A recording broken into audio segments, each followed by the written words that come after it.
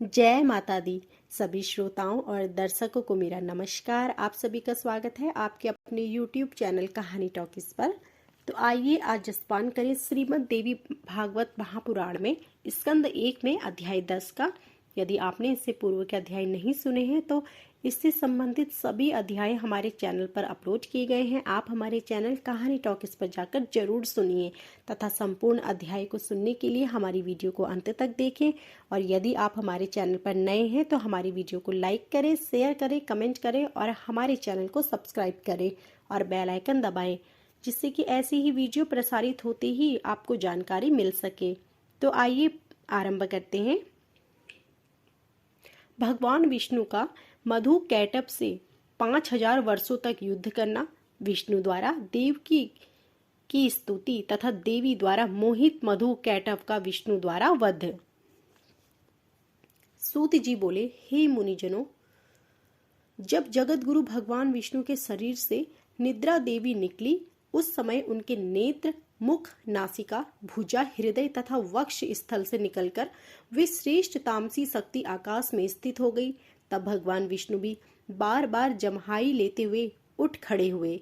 तब वहां भगवान विष्णु के भय से कांपते हुए ब्रह्मा को देखा और उन महातेजस्वी विष्णु ने मेघ के समान गंभीर वाणी में कहा।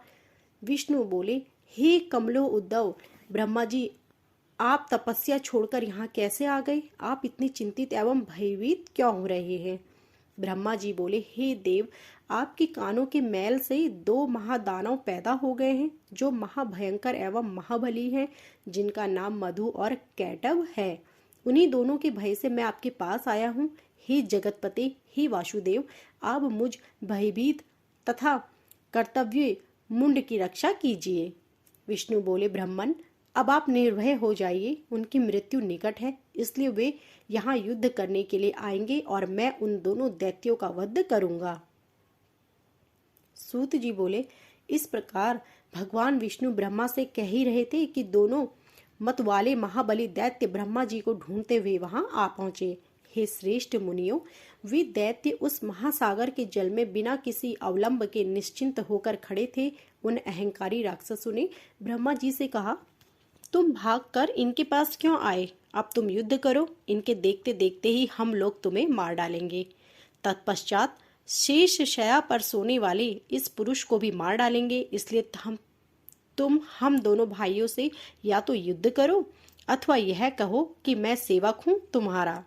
सूत जी बोले, उन दैत्यों का वचन सुनकर भगवान विष्णु ने कहा, अरे दानव, तुम दोनों मेरे साथ यथेच्छ युद्ध करो। मैं तुम दोनों दैत्यों का घमंड चूर चूर कर डालूंगा। हे महाभागो, तुम दोनों की लड़ने की इच्छा है और अपने को महायोद्धा समझ रहे हो तो आ जाओ।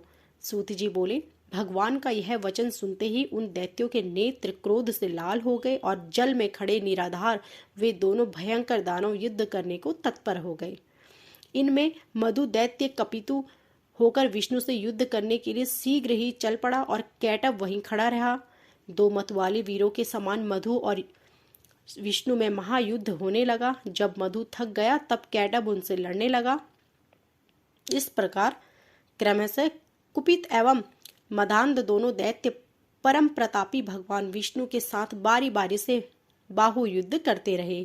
उस समय वहां उस युद्ध के दृष्टता ब्रह्मा और आकाश में स्थित आदि शक्ति देवी थी। बहुत दिनों तक युद्ध करते करते वे भी दैत्य नहीं थके। तब भगवान विष्णु को ग्लानि होने लगी। इस प्रकार जब युद्ध करते हुए 5000 वर्ष बीत गए तब भगवान विष्णु उन दैत्यों की मृत्यु का उपाय सोचने लगे।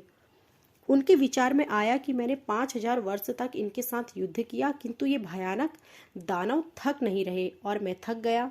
यह बड़े आश्चर्य की बात है। मेरा वह पराक्रम बल कहाँ चला गया? ये दोनों मुझसे लड़ते हुए भी स्वस्थ हैं। इसका कारण क्या है? अब मुझे अच्छी तरह विचार करना चाहिए।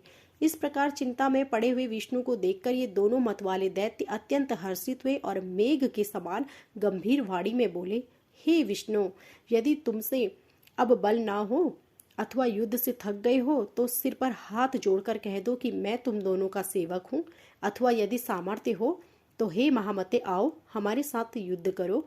आज हम लोग तुम्हें मारकर इस 4 मुख वाले पुरुष ब्रह्मा को भी मार डालेंगे।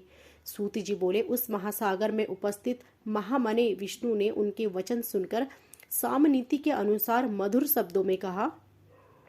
विष्णु बोले, यह सनातन धर्म है कि थके हुए, डरे हुए, शस्त्र त्यागे हुए, गिरे हुए एवं बालक पर वीर लोग प्रहार नहीं करते। मैंने तो यहाँ 5000 वर्षों तक युद्ध किया। मैं अकेला हूँ और तुम दोनों भाई समान बल वाले वीर हो और दोनों बीच बीच में बारी बारी से विश्राम भी करते रहते हो। अब मुझे भी थोड़ा विश्राम कर लेने दो, तत्पश्चात मैं पुनः लड़ूंगा, इसमें कोई संदेह नहीं है। बलि एवं मदोन्मत्त तुम दोनों भी कुछ विश्राम कर लो, तब मैं विश्राम करके न्याय धर्मानुसार युद्ध करूंगा।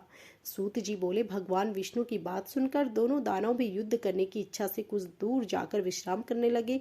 उन्हें बहुत दूर बैठे देखकर चतुर्भुज भगवान विष्णु उनके मरने का उपाय सोचने लगे।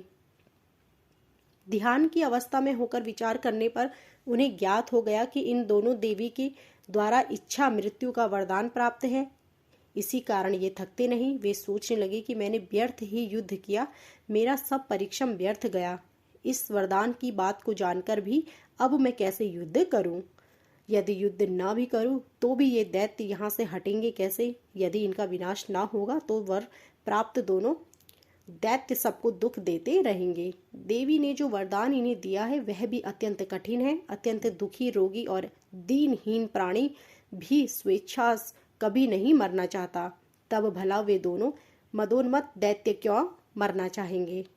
अतएव अब मैं सब चिंता छोड़कर उन आदि शक्ति भगवती विद्या देवी की शरण में जाऊं, जो सबकी मनोकामनाएं सिद्ध करने वाली हैं, क्योंकि बिना उनके प्रसन्न हुए कोई भी कामनाएं पूर्ण नहीं होती। ऐसा मन में विचार करते ही भगवान विष्णु ने आकाश में स्थित परम सुंदर स्वरूप वाली योग निद्रा भगवती शिवा को देखा। उन्हें देखते ही योगेश्वर अनंत भगवान विष्णु उन दोनों दैत्यों के विनाश के लिए हाथ जोड़कर वर प्रदायिनी भगवती भुवनेश्वरी की स्तुति करने लगे।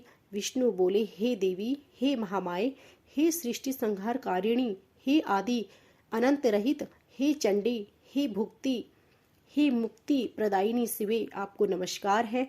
हे देवी, मैं आपके सगुण तथा निर्गुण रूप को नहीं जानता, फिर आपके जो असंख्य अद्भुत चरित्र हैं उन्हें कैसे जान पाऊंगा?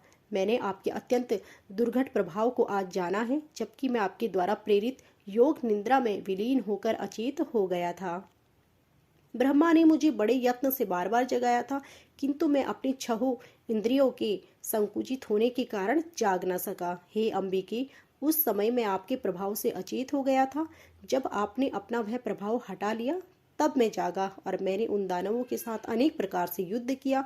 उन युद्ध में मैं तो थक गया, किंतु वे नहीं थके, क्योंकि उन्हें आपका वरदान प्राप्त था। जब वे दानव ब्रह्मा जी को मारने दौड़े तब मैंने भी पुनः युद्ध के लिए उनका आवाहन किया। मान प्रदायिनी, उस समय मैंने उनके साथ महासागर में घोर युद्ध किया। बाद में मुझे पता हुआ कि आपने उन्हें इच्छा मरण का अद्भुत वरदान दिया है। यह जानकर आज मैं शरण दायिनी आपकी शरण में आया हूँ। अतएव हे माता, आप मेरी सहायता कीजिए, क्योंकि मैं युद्ध करते करते बहुत ही खिन्न हो गया हूँ। हे देवताओं की पीड़ा हरने वाली, आपके वरदान से दोनों दानव मदोन्मत्त हो गए हैं। वे दोनों पापी दैत्य मुझे मार डालना चाहते हैं। अब मैं क्या करूं, कहाँ जाऊं? प्रणाम करते हुए उन जगन्नाथ सनातन वासुदेव विष्णु के ऐसा कहने पर मुस्कुराती हुई उन देवी ने उनसे कहा, हे देव, हे हरे हरे, हे विष्णु, आप पुनः उनसे युद्ध कीजिए। इन दोनों वीरों को छल पूर्वक मोहित करके ही मारा जा सकता है। मैं अपनी वक्र दृष्टि से उन्हें मोहित कर दूंगी। हे नारायण, अपनी माया से जब मैं इन्हें मोहित कर दूंगी तब आप शीघ्र ही इन दोनों का वध कर डालिएगा। सूत जी बोले, देवी के प्रीति रस से पूर्ण वचनों को सुनकर भगवान विष्णु उस सागर में युद्ध स्थल में आकर खड़े हो गए। तब विष्णु को आते देख वे दोनों युद्ध के अभिलाषी महाबली दैत्य भी वहां आ गए। भगवान विष्णु को अपने सामने देखकर वे बड़े प्रसन्न हुए और कहने लगे, हे महाकाम, हे चतुर्भुज, ठहरो ठहरो, हार और जीत को प्रारब्ध के अधीन समझकर अब तुम हमारे साथ युद्ध करो। बलवान व्यक्ति विजय प्राप्त करता है, किंतु कभी कभी भाग्यवश दुर्लभ व्यक्ति भी जीत जाता है। आप जैसे महापुरुषों को जय या पराजय में हर्ष या शोक कभी नहीं करना चाहिए। आपने दानों शत्रु होकर पूर्व काल में बहुत से दैत्यों को अनेक बार हराया है, परंतु इस समय तो हम दोनों के साथ लड़ते हुए आप पराजित हो गए हैं। सूत जी बोले, ऐसा कहकर वे दोनों महाबाहु दैत्य युद्ध करने को तत्पर हो गए। तब वहां अवसर देखकर ज्यों ही विचित्रकर्मा विष्णु ने उन दोनों पर मुष्टि से प्रहार किया, त्यों ही उन दोनों बलोन्मत्त दैत्यों ने विष्णु पर मुष्टि प्रहार किया। इस प्रकार उनमें परस्पर महाभयंकर युद्ध होने लगा। उन दोनों महाबली दानवों को युद्धरस्त देखकर नारायण श्री हरि ने दीन दृष्टि से भगवती की ओर देखा। सूत जी बोले, विष्णु की ऐसी करुणाजनक दीन दशा देखकर अरुण नेत्री वाली भगवती उन दोनों दैत्यों की ओर देखकर हंसने लगी और उन्होंने दूसरे काम बड़ों के समान मंद मुस्कुरान दी तथा प्रेम भावुक से भरे अपने कटाक्षों से उन पर प्रहार किया। इस प्रकार देवी के कटाक्ष को देखकर ही वे पापी मधु कैटभ अत्यंत मोहित हो गए। वे दानव अपने ऊपर भगवती की विशेष अनुकंपा जानकर कामवाण से अत्यंत पीड़ित होने लगे और अपूर्ण शोभाशालिनी भगवती को देखते ही वे वहीं खड़े हो गए। भगवान विष्णु भी देवों के उस प्रयत्न का समझ गए। दोनों कामी दानवों को देवी की माया से विमोहित जानकर भगवान विष्णु ने वहां मेघ के समान गंभीर एवं मधुर वचनों के द्वारा उन दोनों का उपहास करते हुए कहा, हे वीरों, तुम्हारी जो इच्छा हो वर मांगो। तुम दोनों के युद्ध से मैं अत्यंत हर्षित हूँ, अतः मैं तुम्हें मनो अभिलाषित वर दूंगा। यद्यपि पूर्व काल में मेरे द्वारा अनेक दानव युद्ध करते हुए देखे गए हैं, किंतु तुम दोनों भाइयों के समान मैंने किसी को नहीं देखा और ना ही सुना। तुम दोनों के अतुलनीय बलों को देखकर मैं बहुत संतुष्ट हूँ। हे महाबली दानवों, मैं तुम दोनों भाइयों की कामनाएं पूर्ण करूंगा। सूत जी बोले, विष्णु का यह वचन सुनकर कमल के समान नेत्र वाले काम पीड़ित वे दोनों दैत्य जगन्नाथ दायिनी भगवती महामाया को देखते ही विष्णु से अभिमान पूर्वक बोले, हे विष्णु, हम लोग याचक नहीं हैं, अतः आप हम लोगों को देना क्यों चाहते हैं? हे देवेश, यदि आप लेना चाहे तो आप जो मांगे हम दे सकते हैं, क्योंकि हम लोग भिक्षुक नहीं हैं, दाता है। हे ऋषिकेश, आप अपना मनो अभिलाषित वरदान मांगिए। हे वासुदेव, आपसे अद्भुत युद्ध से हम लोगों पर अपार अत्यंत प्रसन्नता हुई। उन दोनों का वचन सुनकर भगवान विष्णु ने उत्तर दिया, यदि तुम दोनों मेरे ऊपर प्रसन्न हो तो यही वरदान दो कि तुम दोनों भाई अब मेरे ही हाथों मारे जाओ।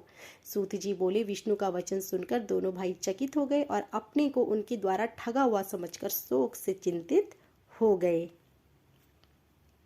कुछ देर के बाद मन में विचार करके संपूर्ण भूमि को स्थल रहित तथा वहां सर्वत्र जल ही जल देखकर उन्होंने विष्णु से कहा, हे जनार्दन विष्णु, आपने हम लोगों को पहले जो वरदान देने को कहा था, यदि आप सत्यवादी हैं तो पहले उस वांछित वरदान को प्रदान कीजिए। हे मधुसूदन, आप हमें किसी निर्जल प्रदेश की सुवृत भूमि पर मारिए, तभी हम आपसे मारे जाएंगे, अन्यथा नहीं। अतः हे माधव, अब आप सत्यवादी बनिए। तो यह थी हमारी आज की वीडियो। आशा करती हूँ कि आपको हमारी यह वीडियो पसंद आई होगी। ऐसे ही धार्मिक व्रत कथाओं तथा पूजन विधि के बारे में जानकारी प्राप्त करने के लिए तथा संपूर्ण आगे के अध्यायों को सुनने के लिए हमारी वीडियो को लाइक करें और हमारे चैनल को सब्सक्राइब करें और बेल आइकन दबाएं, जिससे कि ऐसी ही वीडियो प्रसारित होते ही आपको जानकारी मिल सके। आप सभी का धन्यवाद।